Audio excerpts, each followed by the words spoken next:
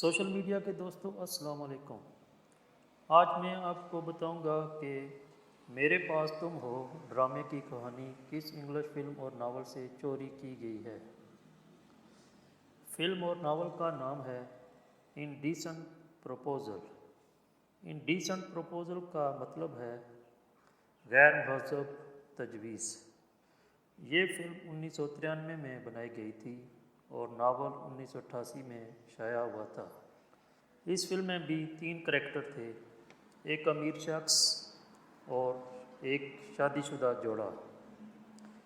یہ film super hit تھی۔ اس کا بجٹ تھا $38 ملین تھا اور باکس آفس پر انکم $266 ملین تھی۔